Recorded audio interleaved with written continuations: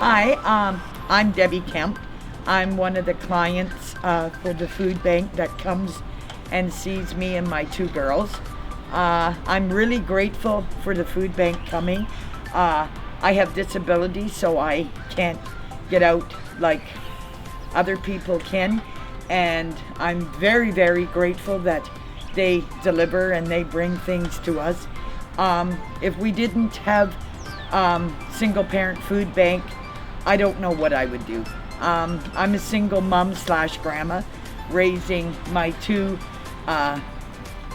granddaughters, and I'm very, very grateful for them coming, and they all got big hearts for us, and I am very, very grateful that they come and they do this for us. I've been getting help from the food bank for about a year, maybe a little over a year, and I've been so grateful. I wouldn't know what to do if it wasn't for them. This charity in itself has helped, I don't even know how many families. For me, they gave laptop, which I'm sure is well over $1,000 device, which I could not ever afford myself. So that gave me the possibility of keeping my son home during COVID to homeschool him. Now, there was 14 given out. I was chosen, which is a blessing in itself. My son is autistic, so he has special needs, even issues with walking. I still have a stroller for him, and he's 9. So the benefit of these guys coming out each month saves me the trip of getting more groceries, exposing my child, exposing myself. And it takes a lot of the pressure financially because being on disability, the funding is not there. Most of my check goes to my phone, to transit, to bills, basically, rent, and what's left is very minimal.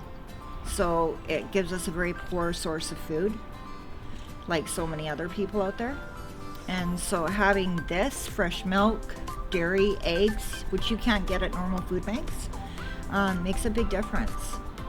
And it also saves time with the transporting back and forth. So it's beneficial. My name is James Silcox, and I am I'm a Vice President Director of Food Bank on Wheels.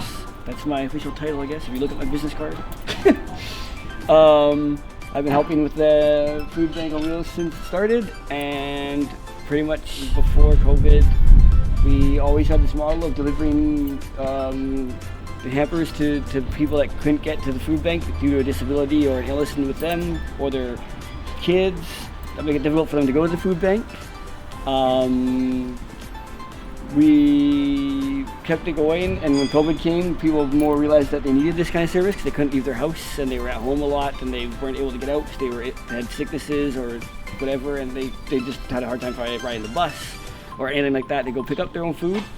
So it kept this idea being more knowledgeable by people, and some people looked into it more because of the fact that they needed something like this.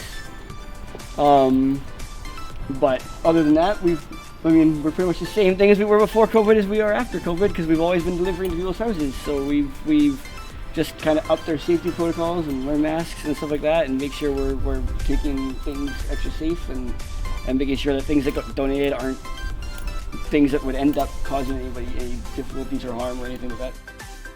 Well, the funding helped us a lot because we've been able to make bigger hampers than we could before, and we've been able to provide more things like gift cards or other special things that people need at the holiday times and stuff like that to make the hampers a little bit more special. So lots of the funding has come in helpful that way because we've been able to do those kind of extra little things that people will like. And yeah, it's helped us be able to provide more perishable things like produce and stuff that's more nutritious for them because we can buy more of it and make bigger hampers with that kind of stuff in it, and it's been able to help us get more clients and be able to branch out to more people and yeah, and then it's made it's easier for us to take care of more people, handle more people, and it's made it easier for us to handle running this through COVID because businesses have lots of donations have gone down during COVID from businesses and other places because they're not doing as good as they used to be. So with those kind of situations, it's made it that grants have helped tons because it makes it that we can keep going. people need, because if this stopped going, then the people that need us wouldn't have help anymore.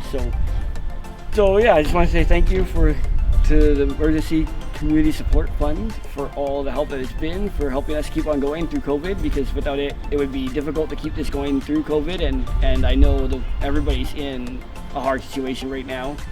And so it's nice that we can keep showing up and providing them the food they need to keep them going and keep them looking forward to trying to get through this with everybody, because we're all in this together.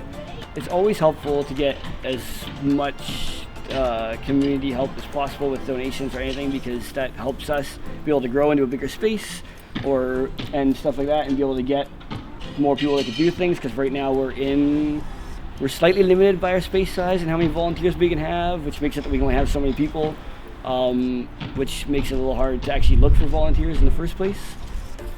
But if we had, so any helping, I mean, in my opinion, food banks are always important. So the more help that communities want to do for food banks, the better we'd all be as communities, because we could really try and find a way to help people as much as possible, which would then in turn make it that they could help themselves, and then we could all try and figure out a way to get everybody to a place where maybe they don't need as much help from food banks anymore.